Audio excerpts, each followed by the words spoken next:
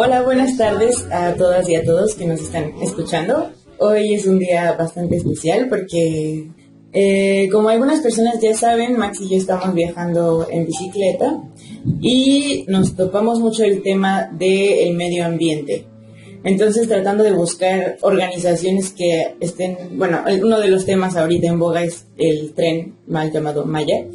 Y tratando de buscar información sobre eso en internet, encontramos un nombre de un personaje muy increíble que está hoy con nosotros. Él se llama Pedro Uc y me gustaría que él se presentara porque sí. Bueno, hola Pedro. Hola, muchas gracias por estar el día de hoy aquí en casa. Y pues yo soy Pedro Uc B. Soy de Buxots, Yucatán. Este pueblo donde hoy estamos se llama Buxots, Yucatán. Y pues soy indígena maya de la península de Yucatán. Y pues es un gusto y un honor que ustedes nos visiten el día de hoy. No, pero el gusto es nuestro y muchas gracias por abrirnos las puertas de tu casa, porque además nos conocemos por redes sociales, que es ahora lo bonito, lo bueno que podemos aprovechar de ellas, ¿no? Entonces creo que por ese lado te agradecemos las puertas y de recibirnos y por el espacio, claro, también. Sí, pues algo que nos llama mucho la atención es que Pedro, bueno, obviamente no trabaja solo. Él es parte de la comunidad maya, que es muchísimo más grande de lo que nosotros estábamos esperando. Es toda la península. Entonces me gustaría que nos contaras un poco como qué es lo que haces aquí. Bueno, yo soy integrante de la Asamblea de Defensores del Territorio Maya Muchichimbal, una organización de comunidades indígenas, por lo menos 25 comunidades indígenas de la península de Yucatán, que nos organizamos el 13 de enero del 2018, preocupados todos por el problema que estábamos enfrentando en nuestras comunidades con la llegada de muchas empresas que tienen por común el ocupar grandes extensiones de tierra aquí en la península de Yucatán. Entonces los ejidos, que a día de hoy siguen siendo de propiedad colectiva, están siendo atacados por estas empresas para proyectos desarrollistas, como son la siembra de soya transgénica, como los parques eólicos y fotovoltaicos, como son las granjas porcícolas, como son la construcción de los hoteles y restaurantes grandes por las inmobiliarias, como son también el proyecto llamado turismo verde o de alto impacto, y pues obviamente por el Tren Maya. Entonces todos estos proyectos tienen en común el ocupar grandes extensiones de tierra, y pues muchos ejidos han perdido miles de hectáreas de tierra, en el que hay algunas veces selva que ha sido deforestada, y esto repercute en la vida de los animales, en la vida de los pájaros, en la vida de la misma gente, y bueno, todos estos proyectos desarrollistas generan impactos negativos en lo ambiental y en lo social, y sobre todo en lo cultural. Entonces esta asamblea que nosotros formamos tiene como objetivo el proteger la tierra. Por eso nuestro principio fundamental es: la tierra no se vende ni se renta. Y en torno a esto pues nos hemos organizado, hombres y mujeres, para buscar las diferentes maneras de cuidar, de proteger nuestro territorio, y por ende cuidar y proteger nuestra cultura, porque creemos que esta visión indígena o esta visión maya que tenemos del mundo es una visión importante, toda vez que se concentra en la conservación de nuestro medio ambiente.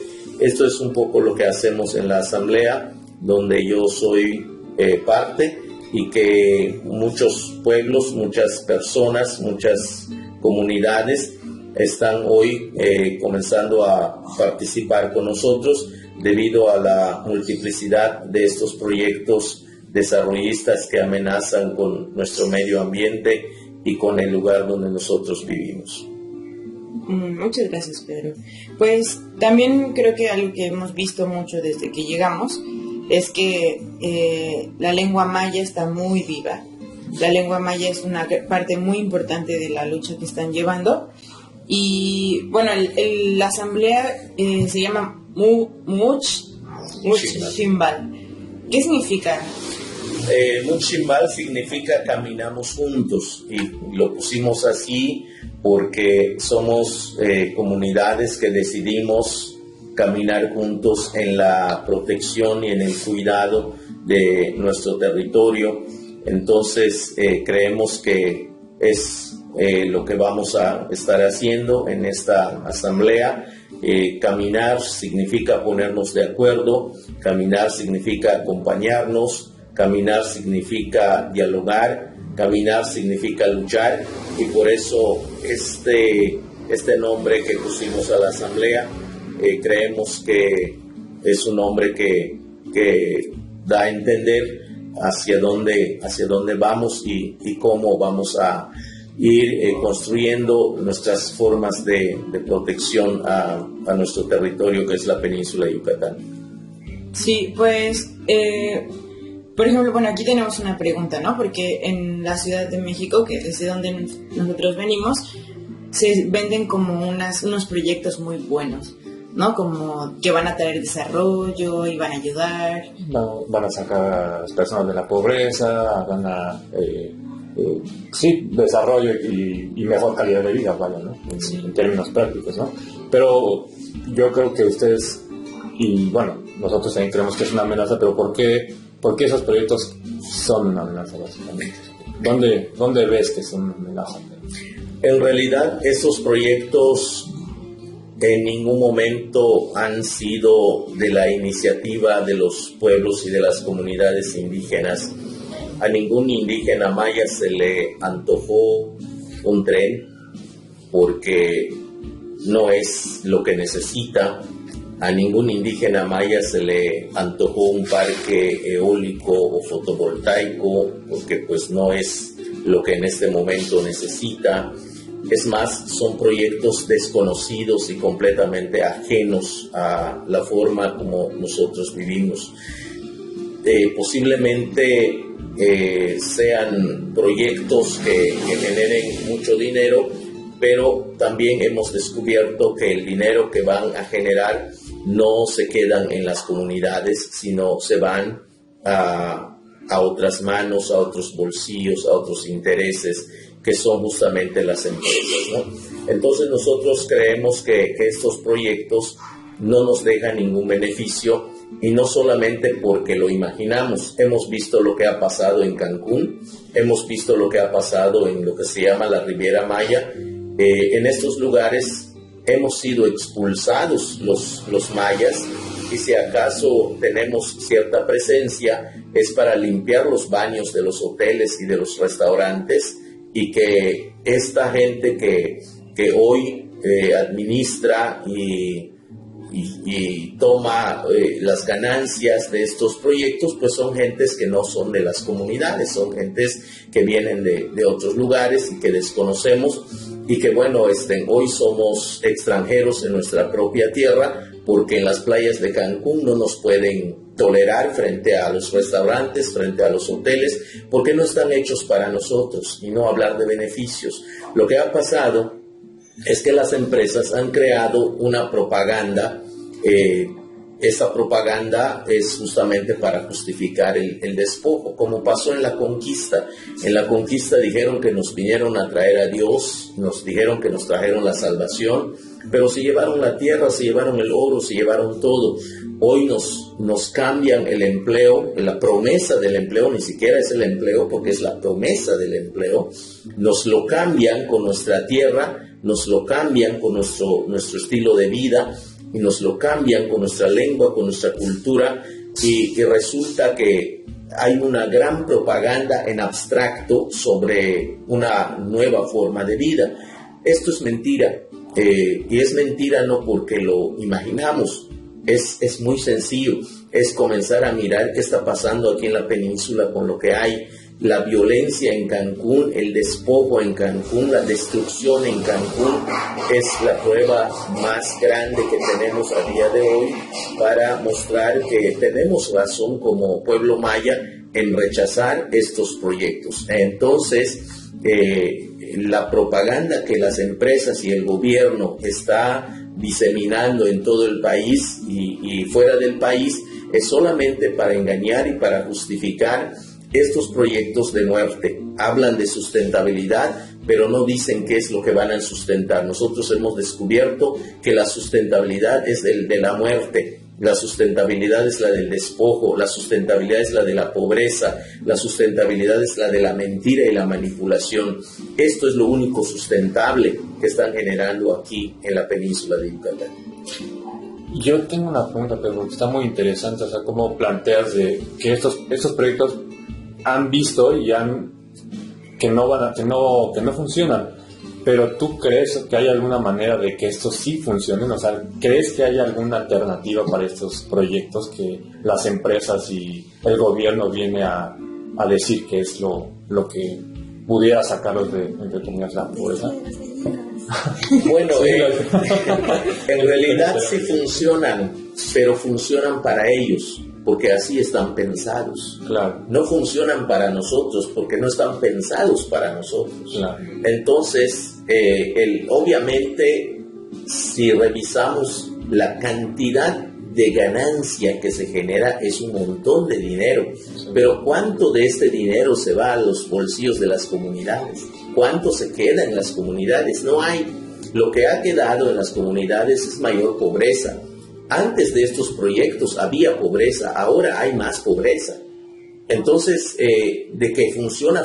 El asunto es para quién. ¿Para quién está funcionando?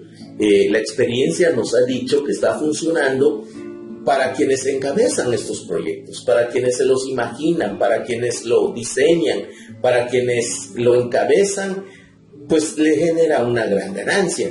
Pero para las comunidades lo que nos ha generado son pérdidas, y no cualquier pérdida, la pérdida de nuestro territorio, la pérdida de nuestra lengua, la pérdida de nuestra cultura, la pérdida de nuestra seguridad, la pérdida de nuestros alimentos, porque hoy nos han cambiado la tortilla con una sopa anís, nos han cambiado nuestro pozole con una salchicha. Entonces hemos estado perdiendo una gran cantidad de formas de vida que para nosotros son sanas por comida industrializada, por formas de vida bajo la inseguridad, bajo el miedo, bajo el individualismo, bajo el egoísmo. Esto es lo que se ha generado en las comunidades y las ganancias económicas se las han llevado las grandes empresas. Entonces es funcional para ellos, pero no para nosotros. Claro, nosotros llegamos aquí porque escuchamos una de tus conferencias que decías que viniéramos a conocer lo que tenían que decir, ¿no? Y algo que me llama mucho la atención es que se vende mucho la idea de las comunidades indígenas que están en pobreza, que pero me gustaría que nos hablaras un poco cómo es la vida aquí, o sea, en dónde viven, qué es lo que pagan, qué les están quitando. Sí, claro, en las comunidades indígenas mayas de la península definitivamente hay pobreza, eso es innegable, pero creo que sí vale la pena reflexionar un poco sobre lo que queremos decir con pobreza. Cuando hablamos de pobreza, no estamos pensando únicamente en la pobreza económica, que sí lo hay, pero creo que la mayor pobreza que tenemos es la falta de información, la falta de educación, la falta de oportunidades para generar mayor cultura y poder compartir con los demás nuestros valores. Creo que eso es lo más pobre que se puede notar en las comunidades. Se ha creado por los partidos políticos, por las iglesias, por los medios de comunicación, un falso sentimiento en las comunidades, en el sentido de que somos muy pobres y necesitamos siempre recibir prebendas, necesitamos recibir limosnas, necesitamos recibir apoyos. Entonces, la presencia del extraño en las comunidades es así como ver que llega alguien como Santa Claus a regalarnos unos juguetes, unos espejitos, y que eso es la solución. No es necesariamente cierto, esto no es toda la verdad. La verdad es que, si bien es cierto que tenemos pobreza, en los pueblos, por ejemplo, nadie paga rentas.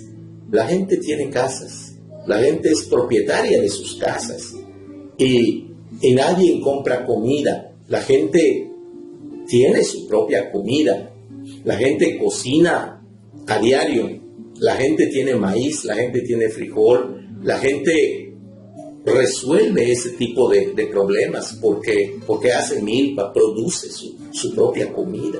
Entonces la gente, si bien es cierto, no tiene un refrigerador grandote, no tiene un carro de último modelo, no tiene una cuenta bancaria abultada, no tiene una casa de 2 pisos al estilo occidental.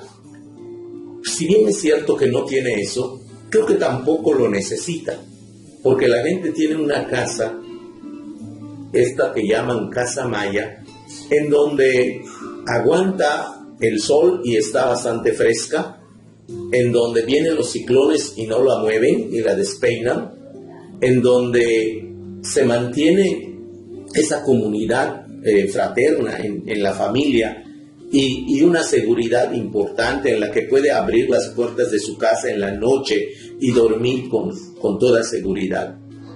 Si esto es pobreza, pues yo no sé a qué le llaman riqueza, porque aquí mucha gente que no tiene esta seguridad y esta libertad en las ciudades, por ejemplo, la gente no acostumbra a regalar un plato de comida a otros.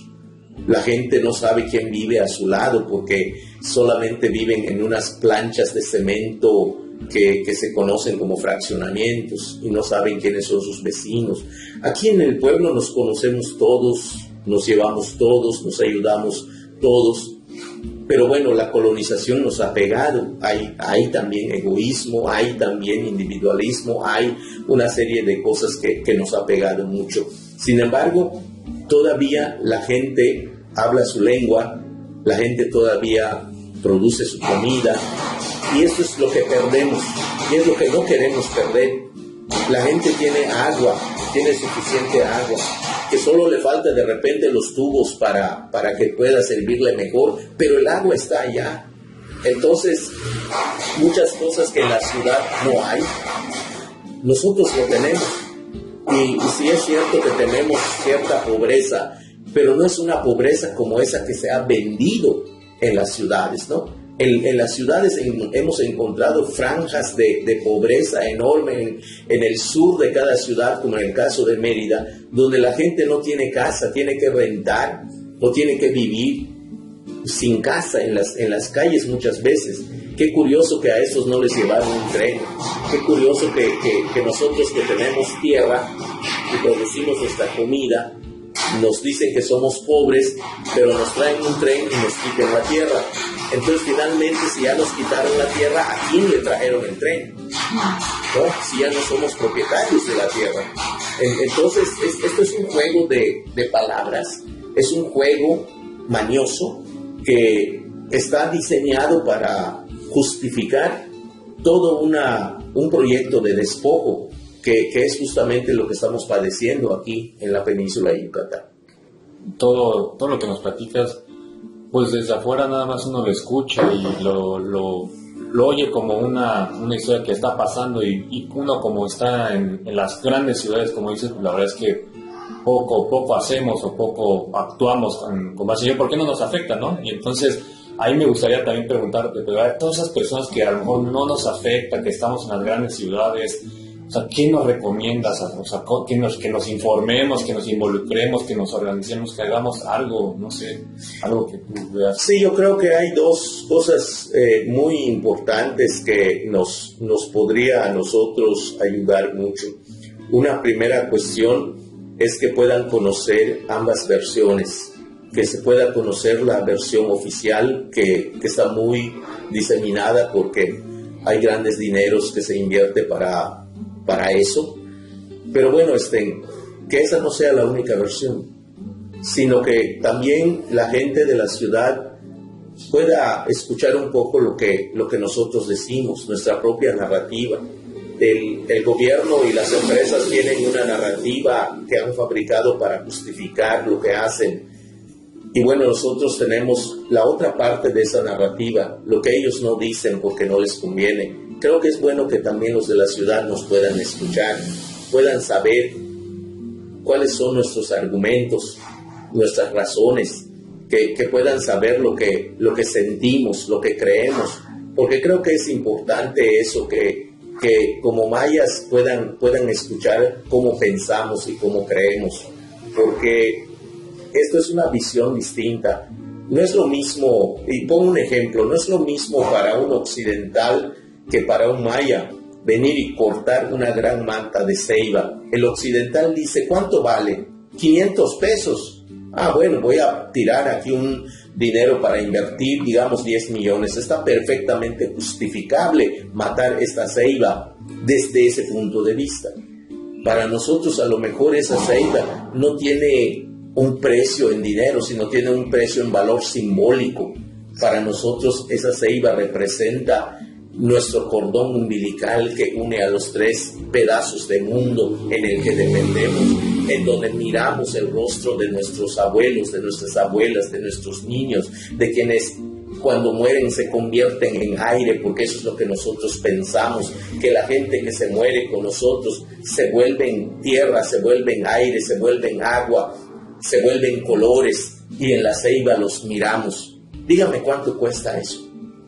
Eso no tiene precio, ¿no? Pero bueno, el occidental dice, yo pago 500 pesos y tiro la ceiba. Entonces, si no entienden eso, obviamente van a venir y van a destruir.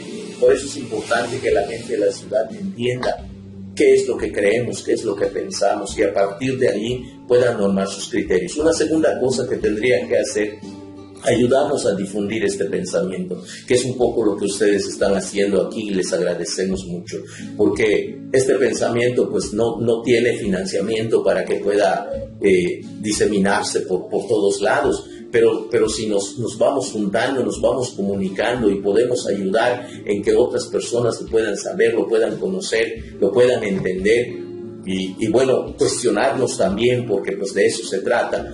Eso nos ayudaría mucho para que la gente esté enterada y nosotros partimos de la premisa de que las personas bien informadas tienen mayor posibilidad de tomar una mejor decisión.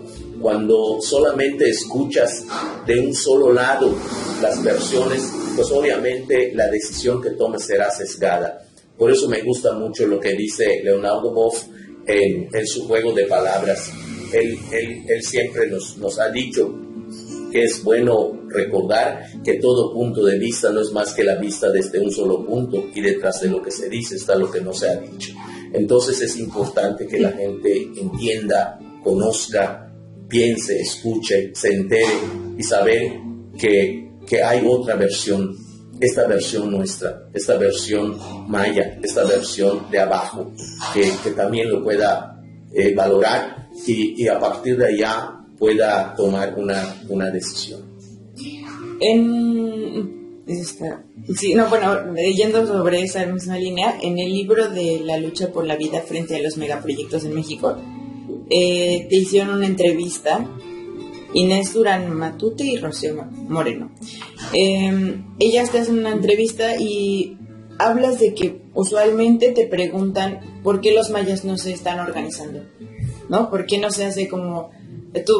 hay una pequeña referencia a la guerra de castas, ¿no? Y me gustaría que nos hablas un poco de eso, porque parece ser una pregunta lógica, ¿no? Claro, yo lo que creo es que la pregunta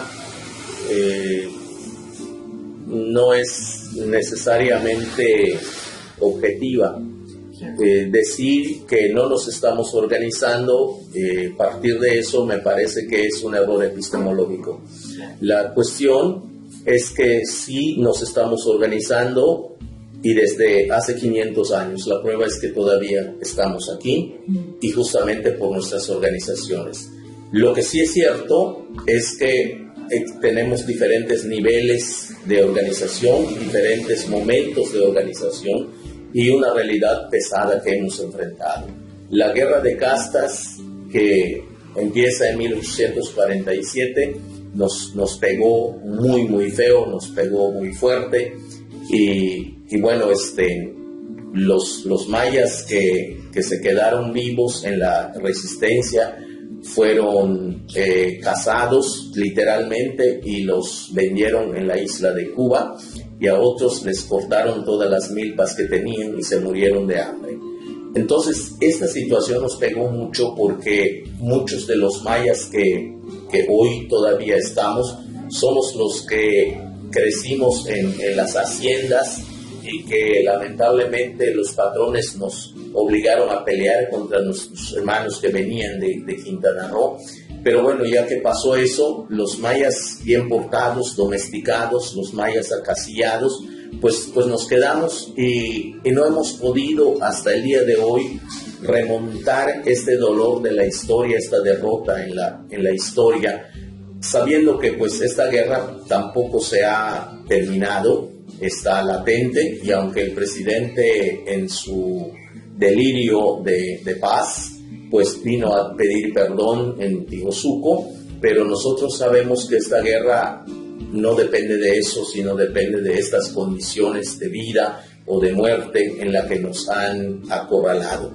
Entonces hoy tenemos organización, definitivamente tenemos organización, pero que bueno, esta organización no ha sido lo suficientemente fuerte para defender y enfrentar esto de los megaproyectos, porque también tenemos que reconocer que estos megaproyectos no son cualquier cosa. Es una situación global, fuerte, hay mucho dinero y mucho interés, es un monstruo, y bueno, yo creo que el problema no es de los pueblos mayas, es un problema del país. En el país también estamos padeciendo esto, y tampoco es válido preguntar por qué no se organizan, ¿no? Si hubiera organización, por ejemplo, suficiente, yo creo que los partidos políticos no existirían porque no los necesitamos, ¿no? La prueba lo tenemos en Cherán, donde los corrieron, y es un pueblo que ha estado avanzando. Yo creo que es un poco lo que tendríamos que mirar, y bueno, la cultura maya a día de hoy, pues vamos avanzando en nuestra lucha, en nuestra organización, en nuestra resistencia. Y bueno, yo creo que la historia nos pesa mucho, sin embargo, aquí seguimos, y creo que vamos a seguir dando la batalla en la medida de que nuestros pueblos vayan tomando en serio este caminar, sobre todo porque cada día nos vamos quedando sin tierra. Y esto nos está obligando a apresurar nuestros pasos sobre nuestra defensa. Y esto que comentas, Pedro, por ejemplo, de la milpa, no sé, yo lo siento como muy emotivo, y la verdad es que no alcanzo a sensibilizar. ¿Cómo podrías describirnos un poco que cuando suceden este tipo de megaproyectos, o sea, qué sientes? O sea, ¿tú qué sientes si pierdes algo de ti, no sé, tu esencia, como decías, a tus abuelos, abuelas? Sí, yo creo que es un sentimiento no necesariamente personal, es un sentimiento de la comunidad, es un sentimiento comunitario. Yo creo que cuando estos megaproyectos vienen y miramos kilómetros de monte avasallado, destruido, como pasa en este momento en Quintana Roo, estamos presenciando áreas de 1,000 hectáreas, de 2,000 hectáreas, donde ya no hay absolutamente nada, donde hasta hace un año había árboles que tenían hasta 150, 200 años. Los arrasaron por completo por maquinarias. En ese lugar donde los pájaros cantaban, los venados corrían, donde las tuzas salían a saludarnos, hoy lo único que vemos es un gran plantío de soya en donde en determinado tiempo pasa una avioneta y fumiga y mata todas las flores y las abejas que están alrededor. ¿Qué puede sentir uno por eso? En el libro de Resistencia del Territorio Maya frente al despojo, que nos acaba de regalar una copia Pedro, justo también habla mucho de esa, incluso habla con palabras mayas para transmitir cómo se organizan de la asamblea, de lo que hablan, cómo ponen en palabras como las situaciones de despojo en las que están. La verdad, no sé, es que creo que la pregunta que hace Marco ahorita es muy fuerte, porque nosotros cuando veníamos para acá estábamos viendo cómo está la selva toda como en pedacitos. Me gustaría también hablar un poquito de todo lo que has tenido que hacer. O sea, nos estabas hablando de los procesos legales que tienen que llevar y la preparación que tienen que hacer, que mucha de tu preparación no pudo ser tampoco en Buxots, ¿no? Como todo este camino que han tenido que recorrer y que han tenido muchas luchas ganadas también, por lo que nos estabas contando. Sí, afortunadamente hemos contado con el apoyo de gente académica, de abogados, de personas de la Ciudad de México. Tengo que reconocer que hay mucha gente de la Ciudad de México que se ha acercado a nosotros, se ha solidarizado con nosotros y estamos muy contentos y agradecidos por eso. Mucho de lo que hemos podido lograr ha sido también por el apoyo de mucha gente que viene de ahí. Y bueno, pues tuvimos el apoyo de un abogado que nos ayudó a poner unos amparos, y que esos amparos finalmente los ganamos con mucho trabajo.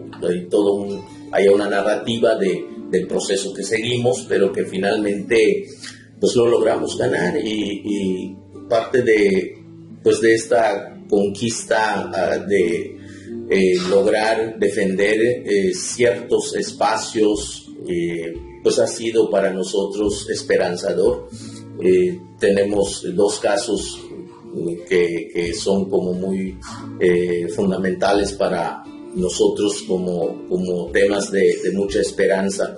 Uno fue el caso del ASPI, que logramos ganar el amparo, que es una firma de los 3 gobernadores de la península de Yucatán, sobre un proyecto que le llaman de sustentabilidad de la península, pero que en realidad era un paquete que se ofrecía a los grandes empresarios para desarrollar.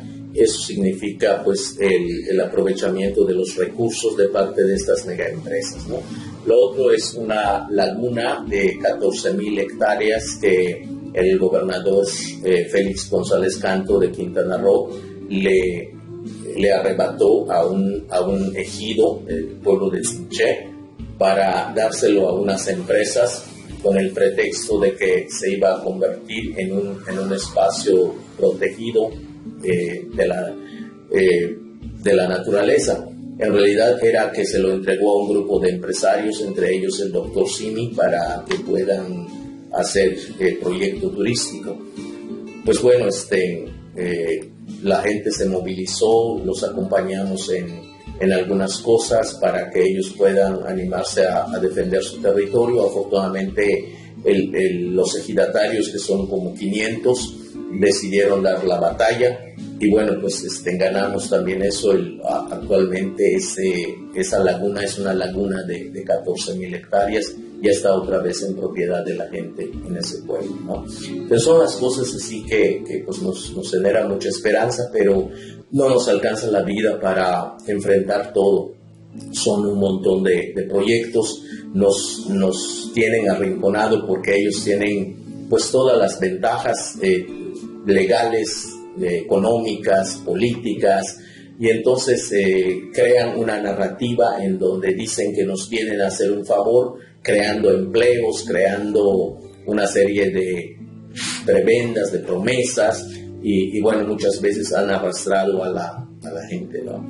Y pues en medio de todo esto, pues nosotros intentando organizarnos cada día más y tratar obviamente de hacer pues una resistencia en favor de las comunidades que muchas veces ni siquiera pueden hablar español, sino tienen el problema de que son monolingües y el poco español que hablan pues es un español para sobrevivir. No se puede decir que son hablantes del español, sino es gente que habla pues su lengua y bueno, pues es como una doble complicación que tienen, porque además los documentos que se escriben se hacen con términos técnicos en lo jurídico, y pues ni nosotros que medio hablamos el español más o menos pues podemos tener una comprensión inmediata de esos términos, más aún ellos que apenas hablan el español. Entonces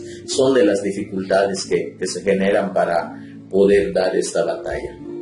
Sí, justo en tu libro, aquí tengo un párrafo que hablas de las palabras que usan, ¿no? Como apelación, interés legítimo, jurisprudencia, tesis, regulación, órganos de representación, acreedor, etcétera.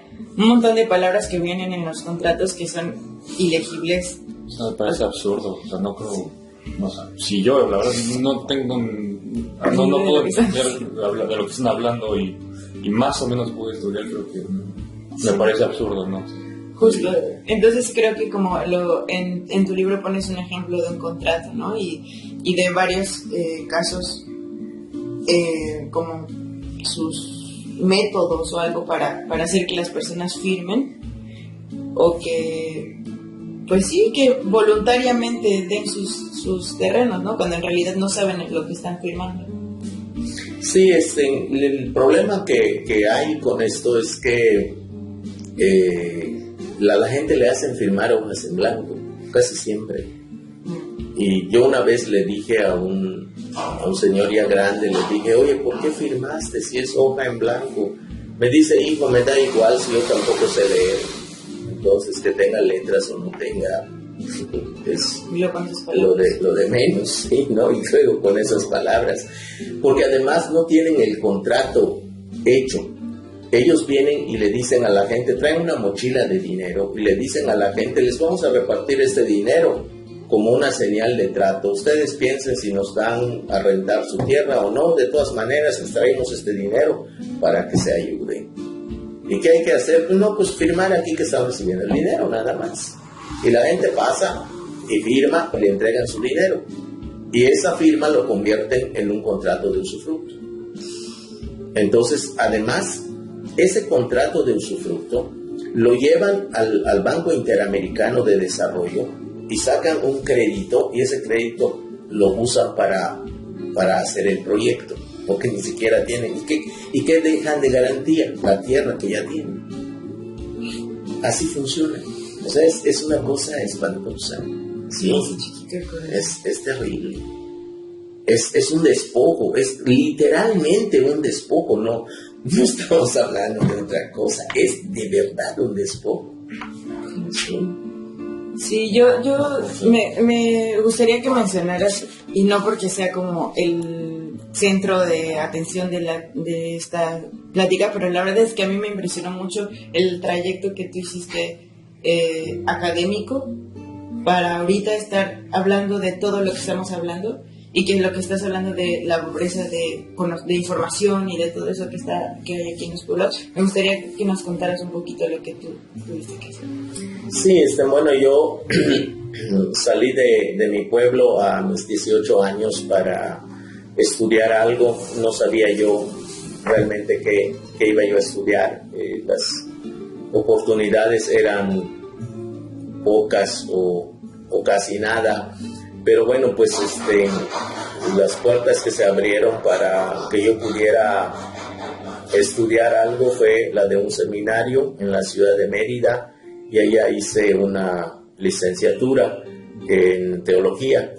Eso tal vez me abrió otros horizontes, y después pude viajar a Costa Rica a hacer algunos otros estudios donde afortunadamente me encontré con la teología de la liberación, y creo que pues esa corriente teológica es muy interesante, porque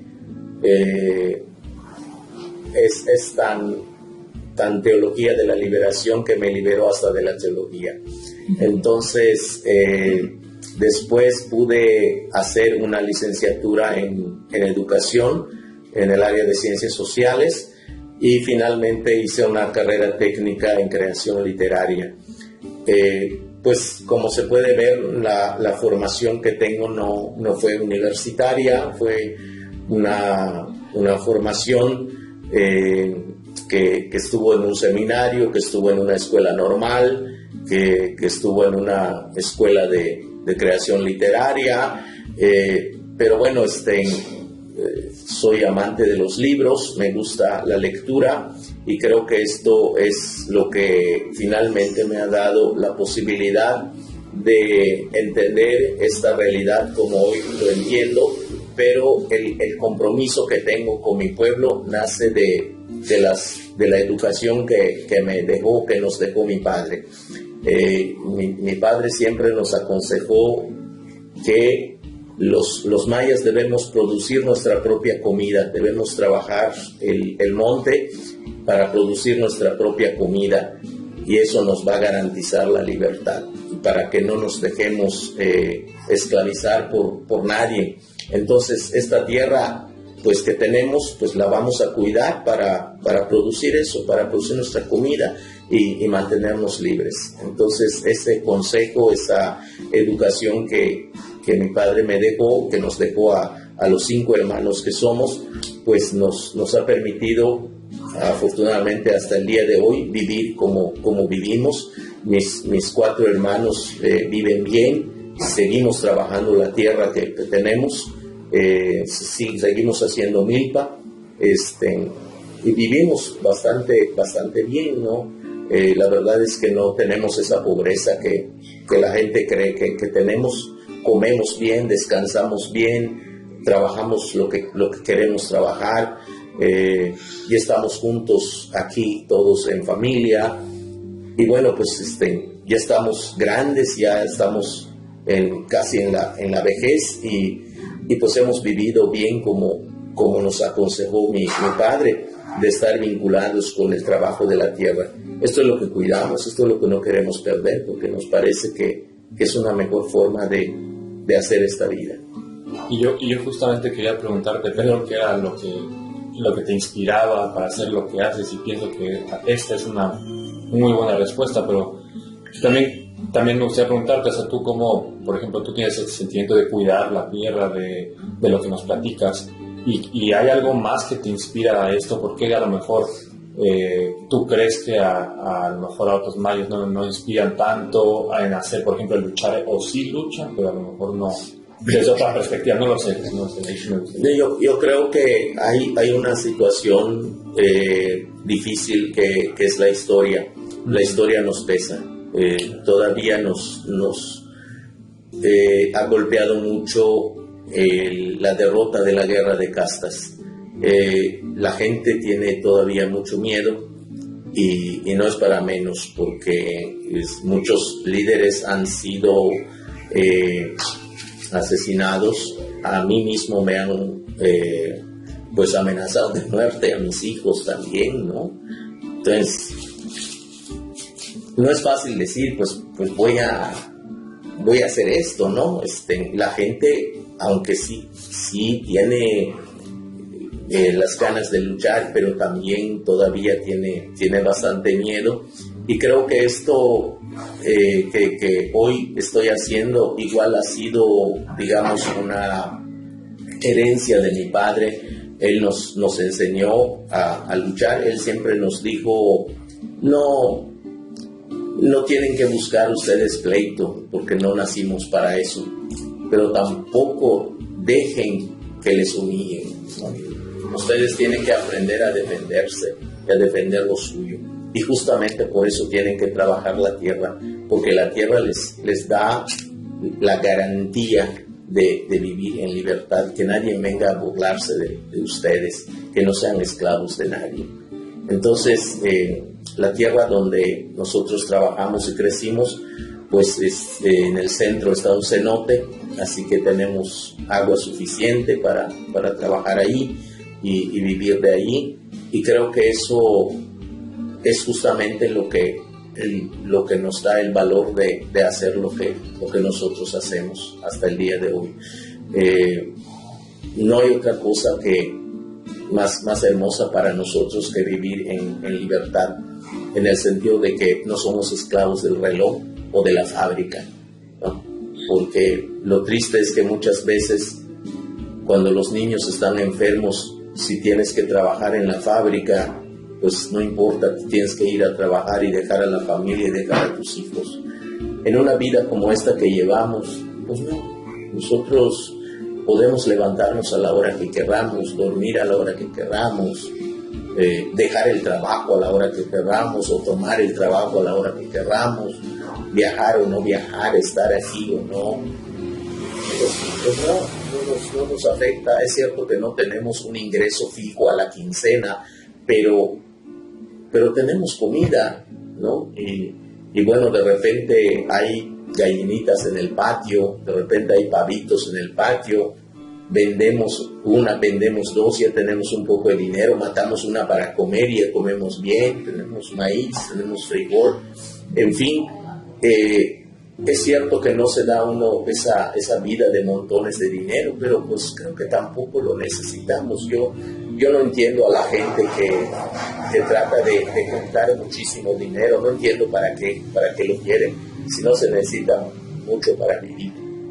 Entonces, nosotros preferimos vivir así, como lo hacemos, sanos, sin procurar tener un montón de cosas.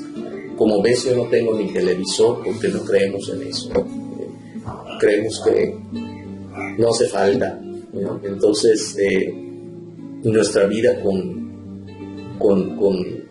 la tierra, con la gente, con el entorno, procuramos que sea sano para que pues, nosotros también podamos vivir contentos, ¿no? Es triste vivir pues, bajo la presión del miedo, en la desconfianza, o de cuidar mi dinero, buscar que no me vayan a robar lo que tengo, que no me vayan a secuestrar, ¿no? Pues aquí estamos tranquilos, viviendo así como desde niños aprendimos a vivir.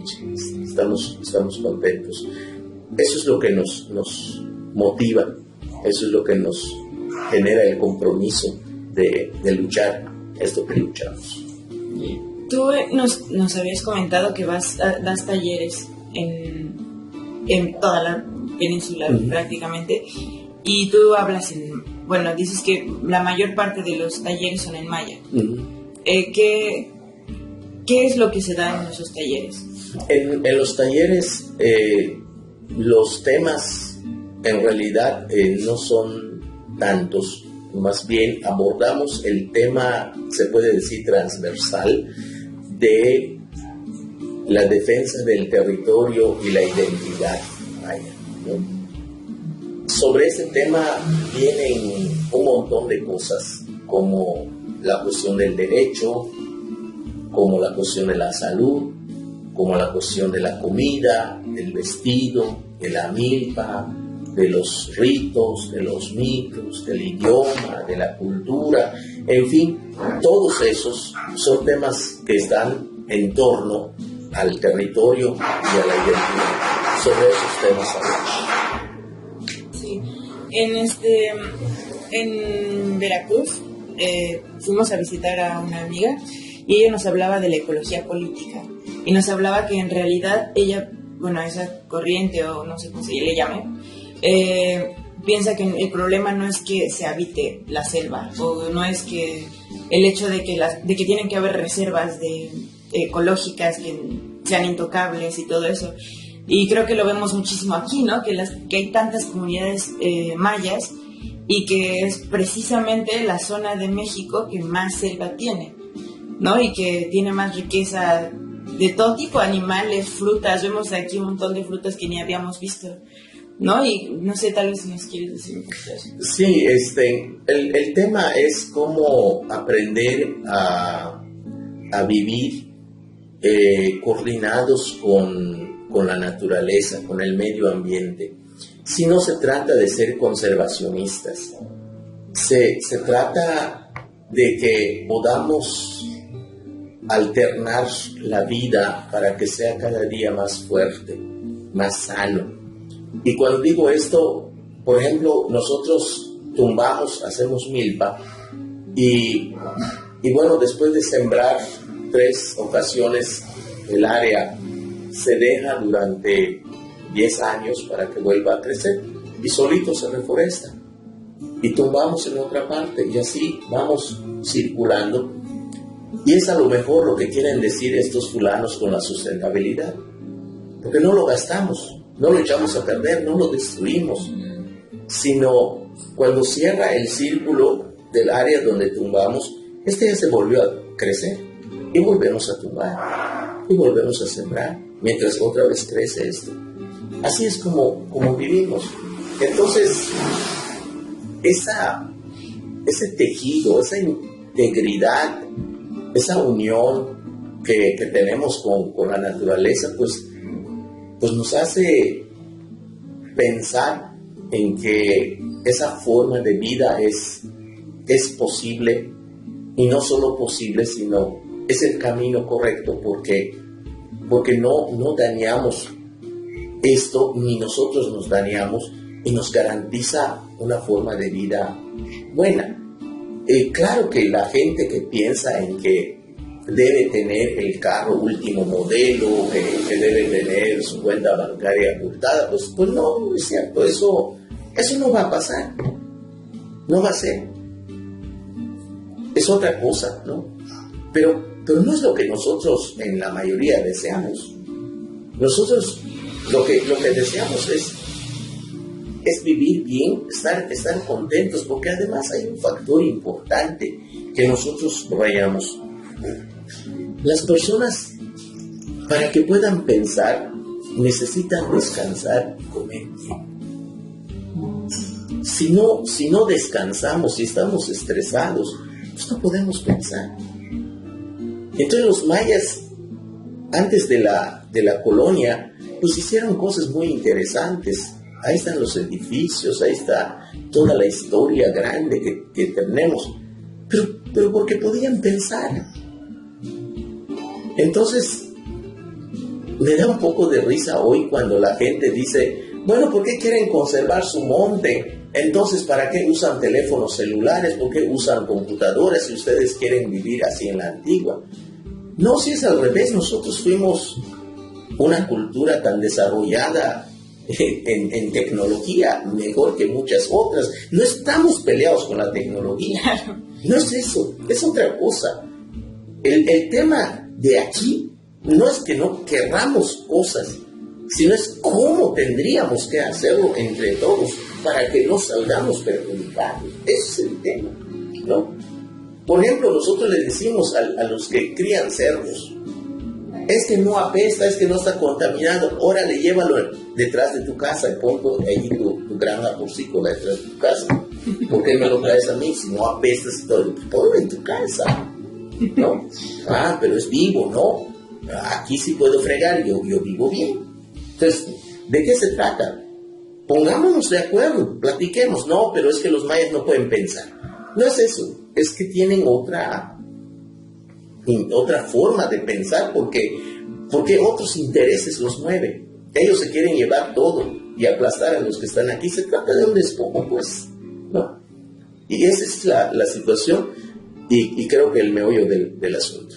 ¿Y no crees, Pedro, que eso se deba un poco a que hemos vivido en ese entorno? Eso es lo mismo o algo similar que nos han enseñado, porque por ejemplo a lo mejor Andrea o yo podemos decir que nosotros nacimos en la ciudad y mucho de lo que aprendimos son pensamientos occidentales, ¿no? Sí. El desarrollo de vivir en esta vida, como tú dices, ¿no? Con cuentas abarrotadas, con coches, casas gigantes, etcétera, ¿no? No sé qué. Claro, yo creo que el problema no es un problema local.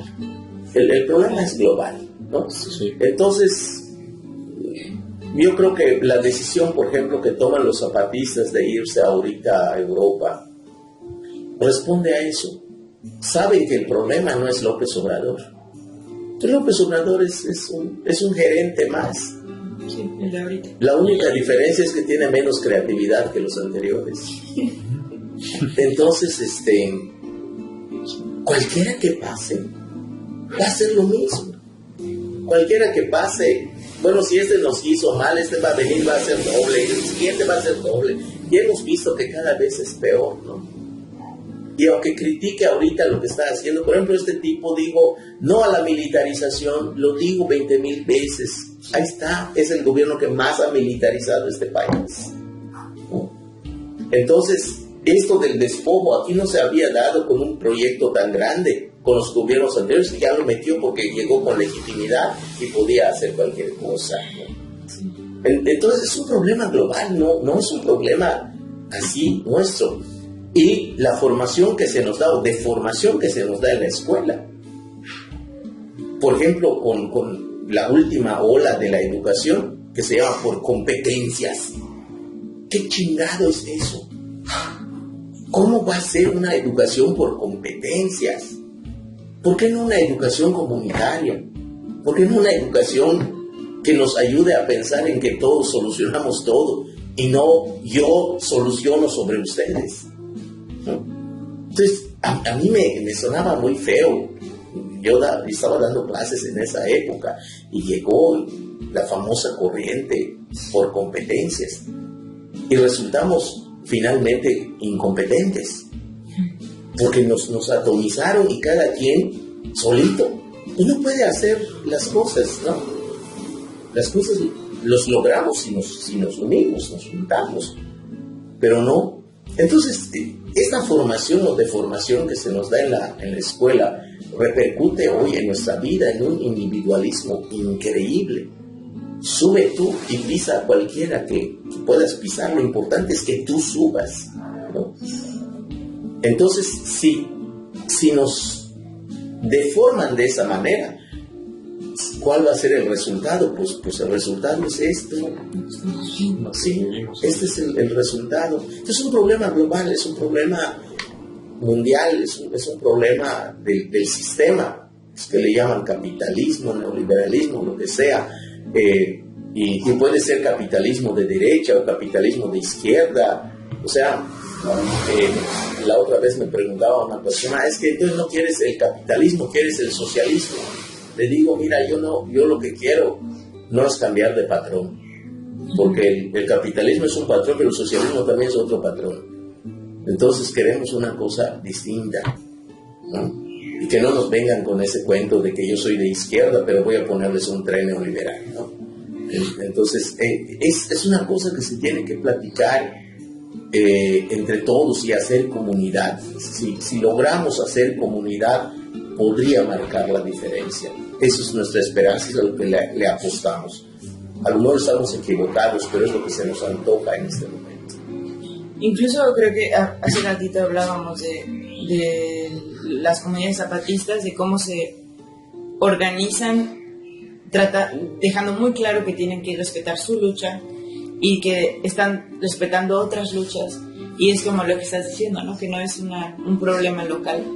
Y que, pues creo que también ese sería como otro consejo, ¿no? Lo que nos decías de escuchar, pero poner énfasis en que no porque estudiamos servicio social o porque estamos haciendo, yo estudio arquitectura y nos dicen vamos a construir en las comunidades para hacerles unas cosas así.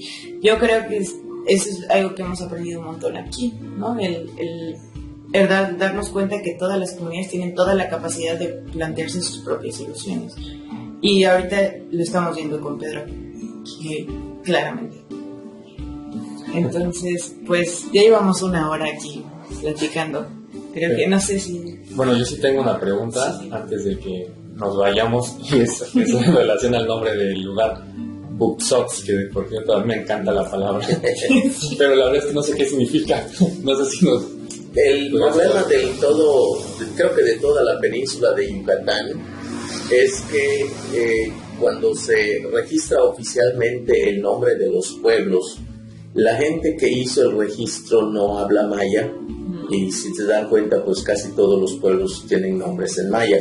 Entonces, la persona que no habla un idioma X, que quiere entender, pues escucha una cosa y escribe lo que le parece, ¿no? ¿verdad? Entonces eso pasó con la mayoría de los pueblos aquí. La gente echó a perder, o sea, los que escribieron, registraron los nombres, echaron a perder los nombres y le cambiaron significados, porque bueno, en todos los idiomas pasa esto. Si le cambias un acento, le cambias una letra, pues o pierde completamente el sentido o comienza a tener otro sentido. Entonces, en el caso de Buxos, lo que dicen los más viejos, que no era Buxos, sino era Buxots, que así parece mucho, ¿verdad? Entonces, el que registró, escuchó Buxots y eso escribió. Pero es Buxots. Buxots y no Buxots. Buxots. Sí, se parece muchísimo. Entonces, eso pasa cuando hablamos un idioma, no nos damos cuenta, como cuando en español decimos secretario y secretaría, ¿no? Solo el acentito nos lo cambia, pero son cosas distintas, ¿no? Entonces, lo que dicen los antiguos es que este pueblo era un cenote que está en el centro, ahí en el parque, y que llegaron los que venían haciendo milpa, y pues como siempre hacen milpa en torno a un cenote por el agua, y pues entraron a buscar agua y estaba tapizado de murciélagos, y entonces le pusieron el nombre del cenote la casa de los murciélagos, porque estaban los murciélagos, y eso significa Buxots, la casa de los murciélagos. Entonces, el que vino y registró puso Buxos, que significa vestido de pelos. Y eso es como está registrado. Sí, es como está registrado el pueblo hoy. Nos dice, ustedes son los peludos. No, pues es que... Y así si revisas todos los pueblos, así están. La mayoría de los pueblos nos hicieron una vacilada con ese tipo de cosas. Una última cosa, tú eres poeta y nos acabas de dar un calendario que tiene algunos poemas, o no sé si tienes otro que quieras compartir, pero ¿nos podrías leer un pedacito en maya? Claro.